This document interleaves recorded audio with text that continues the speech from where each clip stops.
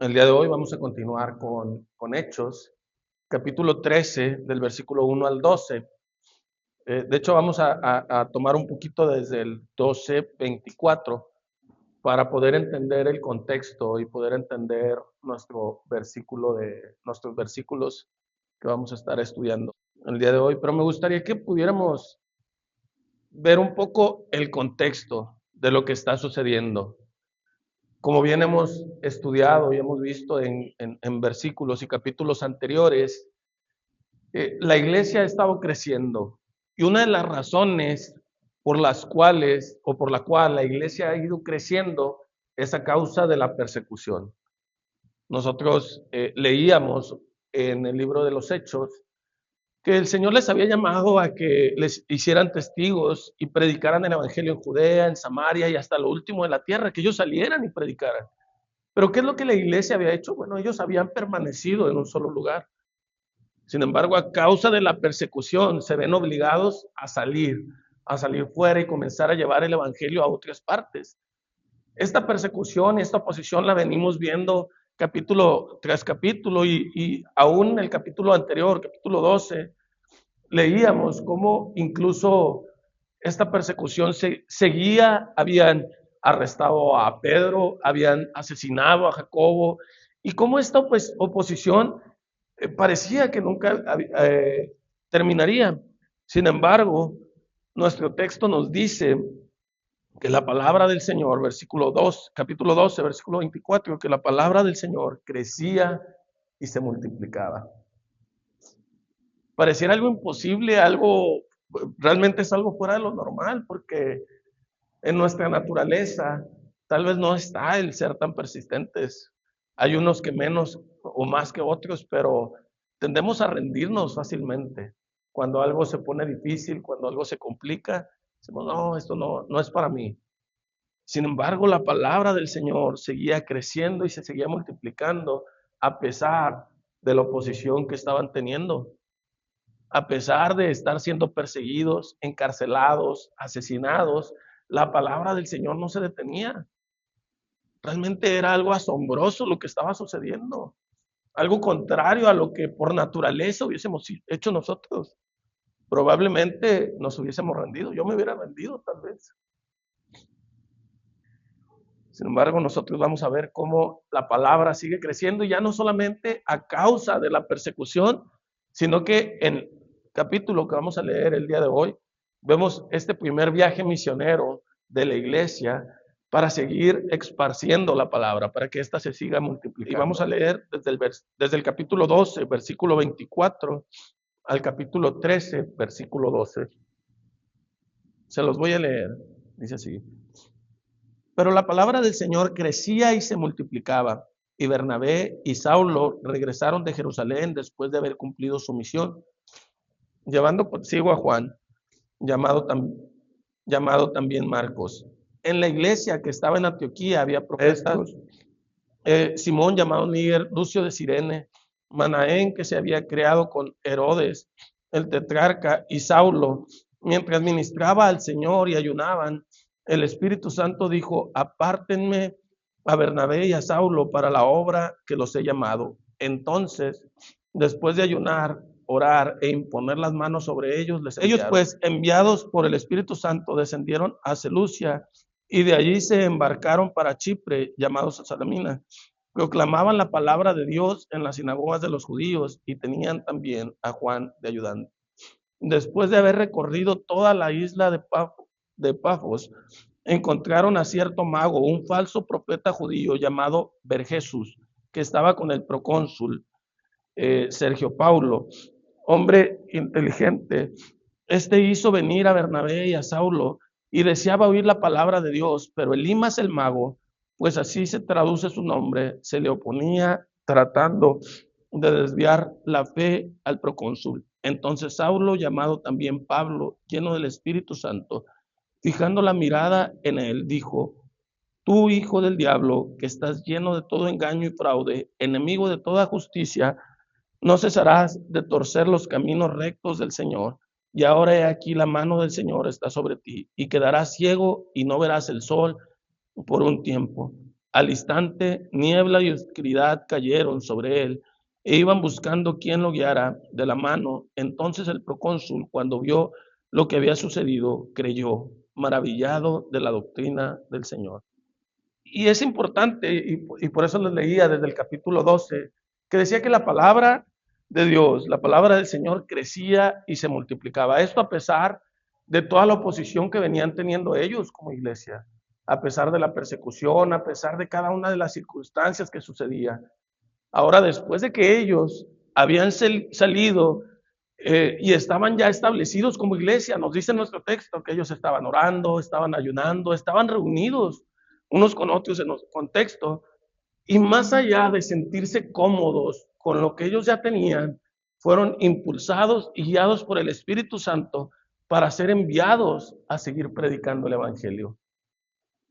Como dato extra, aquí vemos algo muy saludable que podemos reconocer en las iglesias y algo que debería de suceder, que es las iglesias enviando misioneros, las iglesias enviando quien continúe con la obra, no nomás dentro de la iglesia, sino fuera de la iglesia, a otras ciudades, a otros pueblos o a otros lugares. Y vemos cómo esto sucede. También en este contexto de lo que vemos en nuestro texto, encontramos que con ellos se encontraban distintas personas, eran de diferentes partes, en distintos contextos, pero quiero resaltar a uno solamente para que entendamos lo que estaba sucediendo con la iglesia en ese entonces. Y nos dice el versículo 1 que estaba Manaén, el que se había creado junto con Herodes, el tetrarca, y Saulo. Ahora, en este contexto, Herodes, que nos menciona este tetrarca, era aquel mismo Herodes que había mandado matar a Juan el Bautista, que lo había decapitado. Era este mismo al cual se le había llevado a Jesús. Era este mismo hombre malvado y perverso. Este hombre, el cual nos menciona aquí, nos dice que él tenía un compañero de la infancia, y la palabra que aquí menciona que cuando dice que habían crecido juntos, no hace referencia a que eran vecinos, a que se conocían o se habían topado alguna vez. Habían tenido una crianza similar, habían tenido una crianza junta, posiblemente con los mismos maestros, las mismas personas en su entorno o en su alrededor. Pero la palabra del Señor había crecido tanto en este entonces y había llegado a tantas personas distintas que aún una persona que había crecido al lado de alguien tan malvado y tan perverso, ahora pertenecía a la iglesia. ¿A poco no es esto asombroso de cómo la palabra del Señor seguía creciendo a este grado, a este punto en donde ya personas de diferentes contextos, aún de contextos contrarios a los creyentes de su alrededor, ya se habían convertido al Evangelio? Y estando ellos reunidos mientras oraban y ayunaban, nos dice nuestro texto que el Espíritu Santo les dice que tomen a Bernabé y a Saulo, que es Pablo, y los envíen a predicar el Evangelio. Aquí vemos quién está haciendo la obra. El Espíritu Santo es quien nos está llamando, es quien está confirmando este llamado, no es Bernabé y Saulo por iniciativa propia que dicen, ¿sabes qué? Yo lo quiero hacer. Qué bueno que tengamos buena iniciativa para hacer las cosas. Pero en este caso en particular vemos que es el Espíritu Santo tomando a Saulo y tomando a Bernabé y enviándolos a continuar con la obra misionera, a continuar con la obra de la predicación de la palabra. Pero ¿qué es lo que se encuentran? ¿Qué es lo que se encuentran con su viaje misionero? Nos dice que ellos, una vez que fueron enviados, una vez que descendieron en Seleucia y que habían llegado a Chipre y que habían estado predicando principalmente en las sinagogas, dice que de pronto se encuentran con una situación muy peculiar. Se encuentran, nos dice versículo 6, dice, habiendo atravesado toda la isla hasta Pafos, hallaron a cierto mago, falso profeta judío, llamado Jesús, que estaba con el procónsul Sergio Paulo, varón prudente. Llamando a Bernabé y a Saulo, deseaba oír la palabra de Dios. Nosotros nos encontramos con que este mago, este hombre, nos dice algunas características. Una nos dice que él era un hombre judío y que él era un mago. Ahora, ¿qué era un mago en ese entonces? Bueno, para entender un poco el contexto de la ciudad y de los gobiernos, Roma tenía dos tipos de gobierno en las provincias que ellos gobernaban. Una de ellas era las provincias que eran problemáticas, las provincias donde tendían a tener rebeliones, personas revoltosas, y en estas provincias eran más similares a Judea, ¿no? Donde se levantaban personas que estaban en contra o se oponían al gobierno de Roma, por lo cual enviaban gobernantes militares, y había soldados, había centuriones, había otro tipo de gobernantes, como encontramos a Poncio Pilato, que tenía más un trasfondo militar. Y regularmente cuando escuchamos características de estos personajes que estaban al frente, encontramos que eran personas fuertes, personas que eran malvadas, personas que eran guerreras, características más militares. Y también estaban las provincias que eran pacifistas, provincias donde no había ciertos problemas. En este caso, esta era una provincia que tenía, según la historia, tenía alrededor de 20 años pacificada. Era una provincia que no tenía muchos problemas. Por lo tanto, los gobernantes de este tipo de provincias eran los procónsul. Estos hombres, más allá de tener un trasfondo militar, eran personas más estudiadas. Es por eso que tal vez encontramos que dice que era una persona inteligente. Algunas traducciones lo mencionan como una persona prudente, alguien que buscaba tomar decisiones más racionales, más con un pensamiento crítico. Ahora, cuando pensamos esto, podemos caer en la trampa de pensar que él quería escuchar a Saulo y a Bernabé, porque era una persona inteligente y pudiéramos pensar y caer en esa trampa de creer de que él realmente por su entendimiento, quería escuchar la palabra del Señor. Pero eso no es así, porque desde un principio veíamos que es el Espíritu Santo quien envió, quien tomó a Bernabé, quien tomó a Saulo, y es el mismo Espíritu Santo quien está haciendo la obra, no solamente en Pablo y Bernabé, sino también en este procónsul llamado Sergio Paulo. Es el Espíritu Santo haciendo la obra en él, es el Espíritu Santo obrando en el corazón de él, quien despierta este deseo de querer escuchar la palabra. Pero ¿cuál es el problema al que se enfrentan? ¿Cuál es el problema en que se encuentra toda esta historia? Que este hombre judío, este mago, no le convenía que hubiese alguien más. ¿Quién era este mago? Bueno, este mago era un consejero del procónsul. Era algo muy común en ese entonces que este tipo de gobernantes tenían asesores, personas que les ayudaban a tomar decisiones, que les aconsejaban, que estaban ahí a su lado. Este hombre tenía este cierto poder y él no le convenía para nada que vinieran otras personas a meterle ideas distintas a lo que él venía enseñándole al procónsul. Por tanto, nos dice nuestro texto que él se les oponía a Bernabé y a Saulo se les oponía para que la fe del procónsul fallara, para que no pudiese tener fe este hombre. Había y se encontraban con oposición. Nos damos cuenta, esta oposición no solamente viene cuando hay persecución, sino que esta oposición la encontramos continuamente a lo largo de la escritura y la vamos a encontrar también continuamente a lo largo de nuestras vidas. Y algo muy interesante de este hombre y que nos destaca en nuestro texto es que él era un hombre judío. ¿Por qué era importante esto? ¿Por qué era importante que este mago era judío?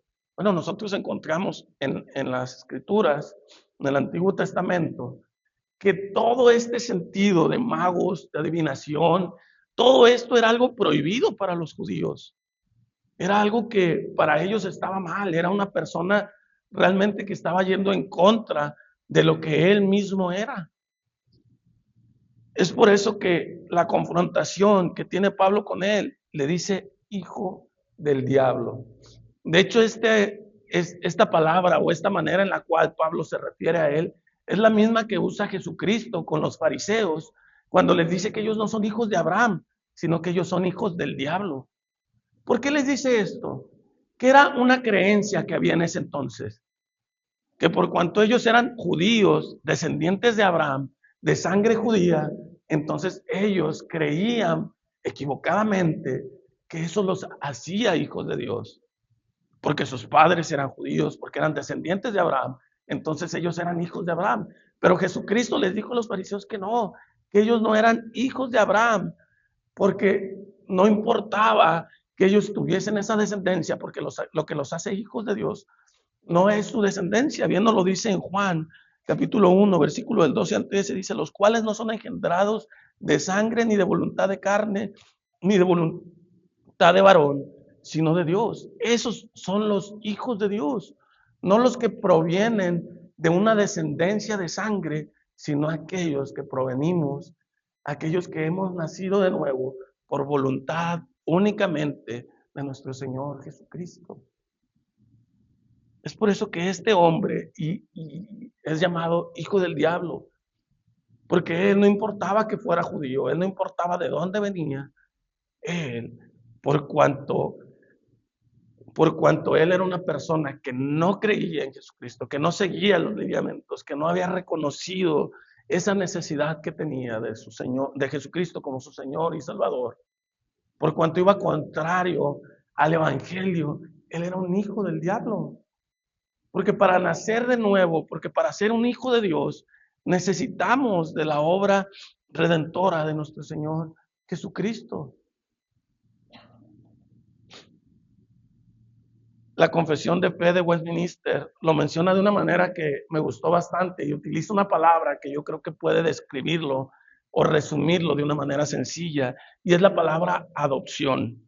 Y dice así la confesión: se digna ser los príncipes de gracia de la adopción por y en su Hijo Jesucristo, por la cual son contados entre los números de los hijos de Dios y gozan de la libertad y los privilegios de los tales. Nosotros, al igual que Pablo, al igual que cada uno de los hombres de Dios, al igual que cada uno de los hombres de la iglesia que está creciendo, somos hijos de Dios, no por herencia de nuestros padres, no por la sangre en la cual tenemos. Tampoco somos hijos de Dios por mérito propio, por las buenas obras que podamos haber hecho. Somos hechos hijos de Dios por adopción, porque por gracia y misericordia de Dios, nuestro Señor Jesucristo nos ha adoptado para ser llamados sus hijos. Y el hecho de que diga de que nosotros somos adoptados implica de que no era algo que naturalmente teníamos. No era algo que en lo que naturalmente habíamos nacido. No es algo que podemos alcanzar por nosotros mismos. ¿Cuál es la diferencia entre Pablo y el mago? Que Pablo había recibido la gracia de nuestro Señor Jesucristo, había tenido este encuentro con Dios y él había sido hijo de Dios, no por todas las cartas que él pudiera tener de sus estudios, de sus maestros con los cuales él estudió, no por ser judío, no, él era hijo de Dios por gracia. Ahora, tampoco lo desacreditaba el hecho de haber sido un perseguidor de la iglesia. Tampoco lo desacreditaba el hecho de haber sido una persona malvada, perversa, que asesinaba y buscaba a personas que seguían el evangelio. Y eso debería de darnos esperanza, porque nos encontramos con una historia y un contraste en donde nos encontramos con un hombre que nos dice que no solamente era hijo del diablo, sino que estaba lleno de todo engaño y de toda maldad. Pero también nos encontramos con un hombre que estaba lleno del Espíritu Santo, que era Pablo. Nos damos cuenta de este contraste, un hombre lleno del Espíritu Santo se enfrentaba y estaba cara a cara con un hombre que estaba lleno de todo engaño, toda maldad, un hombre perverso, un hijo del diablo en todas sus características. ¿Y qué es lo que sucede en este encuentro? ¿Qué es lo que sucede cuando Pablo, lleno del Espíritu Santo, se encuentra contra esta oposición que tenía, que era de este hombre que estaba todo lleno de engaño y de toda maldad? Le pregunta Pablo: ¿no cesarás de trastornar los caminos rectos del Señor? Ahora, esta no es una pregunta que le hace Pablo en la cual espera respuesta. No es como que estaba esperando que le dijera: sí, mañana voy a cesar. Mañana voy a parar de hacer esto. No, Pablo le está haciendo una pregunta, mostrando cómo este hombre y sus actos lo llevaban a querer hacer algo en contra del Señor. Dice que él era, no solamente estaba lleno de maldad, no solamente estaba lleno de engaño, no solamente era un hijo del diablo, sino que era enemigo de la justicia. Era enemigo de la justicia. ¿Se puede ser enemigo de la justicia? ¿Se puede ser enemigo de Dios sin tener una consecuencia? Nosotros encontramos la consecuencia que aquí sucede. ¿Qué hace Pablo? Le dice, bueno, vas a quedar ciego. Queda ciego este hombre. Queda ciego este hombre y siendo enemigo de la justicia de Dios nos encontramos con algo muy importante. Si hay alguien que realmente procura o intenta más que los fariseos, más que este mago, más que cualquier otro opositor, ser esta persona que trastorna los caminos del Señor a través de la Biblia, es Satanás. Por eso es que él, haciendo o siguiendo los deseos de Satanás, era este hijo de Satanás, tratando de impedir que los caminos del Señor se cumpliesen, tratando de desviar los caminos del Señor. Cuando dice que todo engaño estaba con él, nos habla de alguien que deliberadamente procuraba engañar para su propio beneficio al procónsul y a los que le rodeaban. Él siendo judío, teniendo ciertos conocimientos, él deliberadamente estaba haciendo algo para tratar de torcer, de trastornar los caminos del Señor. Sin embargo, como lo vimos en la historia anterior, cuando Herodes se quiso enfrentar contra el Señor, nuevamente lo volvemos a encontrar aquí, perdió el enemigo en contra de la justicia. Aquel hombre que estaba lleno de toda falsedad, aquel hombre que era hijo de Satanás, nuevamente se encuentra con que no puede detener la obra de nuestro Señor Jesucristo. Nuevamente se encuentra con que la obra del Señor Jesucristo fue tan grande, tan poderosa, tan perfecta, que no hay nada que pueda detenerla. ¿A qué obra se refiere? ¿A qué obra nos referimos? Cuando nosotros encontramos esto y pensamos en la obra del Señor que se está esparciendo, ¿a qué obra nos referimos? Y es precisamente a eso, a que nosotros, al igual que Pablo, al igual que el mago, al igual que todos los hombres perversos o incluso cristianos que encontramos en la Biblia, estábamos perdidos, en que cada uno de nosotros no éramos merecedores de ser llamados hijos de Dios. Sin embargo, la obra del Señor Jesucristo triunfó sobre toda adversidad y el día de hoy, tú y yo podemos decir que hemos sido adoptados y somos hijos de Dios. Que la obra de Satanás no prevaleció no solamente contra Pablo, no solamente contra la iglesia en ese entonces, sino que la obra del Señor no prevaleció, no, que la obra de Satanás no prevaleció en nuestra contra el día de hoy. La obra del Señor ha triunfado en nuestras vidas. La obra del Señor ha triunfado en nuestros corazones. Y por más que el enemigo trate de desviar la obra del Señor, la palabra, el evangelio, si nosotros confiamos en nuestro Señor Jesucristo, Él nos va a perseverar hasta el final. Les mencionaba en un principio que somos muy propensos a rendirnos. En lo personal, yo me rindo muy fácil. Me rindo muy fácil en todos los aspectos de mi vida, en mi trabajo, mi familia. Me canso, me desespero y digo, no, ya, no puedo. A veces en mi trabajo con un compañero que tenía hace tiempo, cuando nos enfrentábamos en algo muy difícil, bromeábamos y le decía yo, cuando ya veía que ya no podía, le decía, no, ya, renuncio. Y me sentaba y ya decía, no, no sé cómo resolver esto, porque tendemos a ser así. A lo mejor a veces lo hacemos también en nuestra familia, los casados, sus esposas o los esposos. Dicen, no, ya no puedo con esta situación, con los hijos. Cuando se enfrentan con hijos rebeldes, hijos difíciles, no, ya no puedo. Pero algo que encontramos en la Escritura, algo que encontramos en este punto, es que sí, nosotros tendemos a rendirnos, tendemos a flaquear, pero tenemos un Dios que no se rinde, un Dios que no nos deja solos, un Dios que no nos abandona. Pablo no fue con sus fuerzas, no fue una persona a lo mejor muy astuta o a lo mejor no era el mejor predicador que pudiese haber existido. A lo mejor y sí lo fue. Pero la razón por la cual las personas en su alrededor se convertían era la misma por la cual la iglesia seguía creciendo. La palabra de nuestro Señor Jesucristo. Y la palabra de nuestro Señor Jesucristo era un medio que nos apunta a la persona de Jesucristo.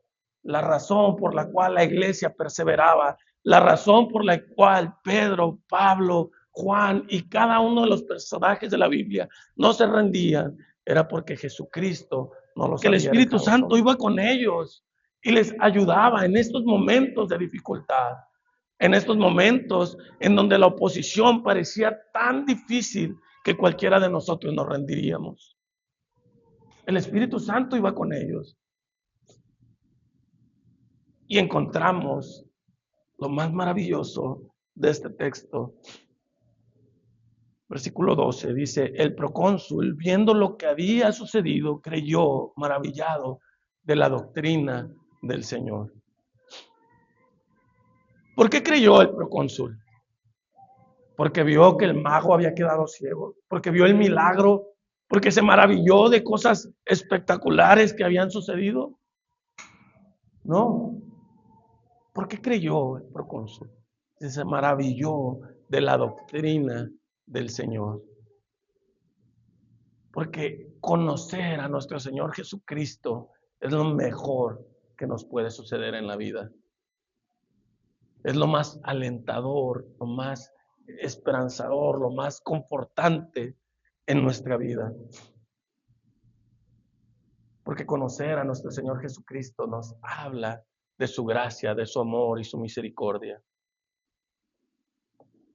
Porque mientras nuestro corazón, nuestra mente nos dice que nosotros podemos en nuestras fuerzas, y cuando lo intentamos en nuestras fuerzas fallamos, nos decepcionamos y decimos, no, no puedo.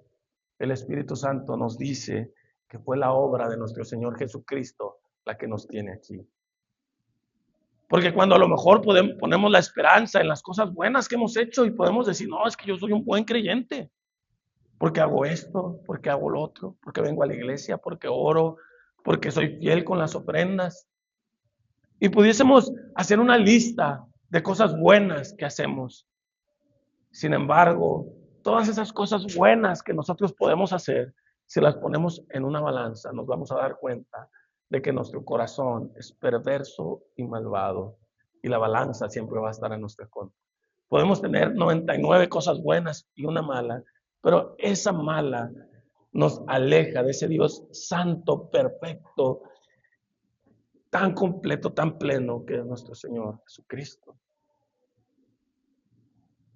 ¿Qué es lo único que nos acerca a Él? ¿Qué es lo único que nos tiene como esos hijos suyos? Es la obra de nuestro Señor Jesucristo. Es la obra perfecta, porque lo que tú y yo no pudimos hacer, porque lo que no hay por naturaleza en nuestros corazones, porque la bondad, la justicia, el amor, todas esas buenas obras que no hay en nuestros corazones, todos esos deseos de seguir y glorificar a Dios que no tenemos tú y yo, todo eso Jesucristo lo hizo en nuestro lugar. Y gracias a esa obra tan perfecta y maravillosa de nuestro Señor Jesucristo, es que el día de hoy podemos decir que somos hijos de Dios. Y ahora pudiéramos preguntarnos, ¿qué nos tiene aquí? ¿Por qué creemos? ¿O en dónde está nuestra confianza o esperanza como creyentes? ¿En quiénes somos? ¿En lo que hemos hecho? ¿O está en nuestro Señor Jesucristo? O pudiéramos pensar lo contrario. ¿Qué nos aleja el día de hoy de poder poner nuestra confianza o nuestra esperanza en Jesucristo? Lo que hemos hecho, nuestro corazón, a lo mejor nos sentimos avergonzados por algo que hemos hecho, a lo mejor nos sentimos tristes, apáticos, distantes de Dios. Y pudiéramos pensar que eso nos aleja, pero la buena noticia, el Evangelio, consiste precisamente en eso. Ni las cosas buenas que hagas te pueden acercar a Dios, pero tampoco las cosas malas que tú has hecho te alejan de nuestro Señor. Sino que la obra perfecta de Jesucristo, si confiamos en Él, ponemos nuestra esperanza en Él, vamos a ser igual que este procónsul, que sin ser judío, que siendo gentil, que siendo alguien extranjero, ajeno a toda la enseñanza, a toda la doctrina de los judíos, solamente el poner su mirada en Jesucristo y por obra del Espíritu Santo, él creyó y se maravilló de la obra y de la palabra del Señor Jesucristo. Así que, hermanos, el día de hoy me gustaría terminar este mensaje animándonos a que confiemos en la obra de nuestro Señor Jesucristo, a que no confiemos en nuestros corazones, a que no confiemos en nuestra mente, a que no confiemos en nosotros mismos, pero tampoco nosotros perdamos la esperanza si no hemos sido lo suficientemente buenos. Hermanos, hoy es un buen momento para, para todos los que estamos aquí, tanto miembros como visitantes, para que pongamos nuestra mirada en el único que puede traer esperanza a nuestros corazones. Y ese es nuestro Señor Jesucristo. Hermanos, pongamos nuestra mirada solamente en Él. Pongamos nuestra esperanza solamente en Él. Pongamos nuestras cargas en Él. Pongamos nuestras fallas en Él. Pongamos todo lo que nosotros somos en Él. Y la realidad es que cuando nosotros confiamos en Él, nos vamos a dar cuenta que al igual que en ese entonces, el día de hoy, su palabra sigue triunfando en los corazones de aquellos que confían en la obra perfecta de nuestro Señor Jesucristo. Amén.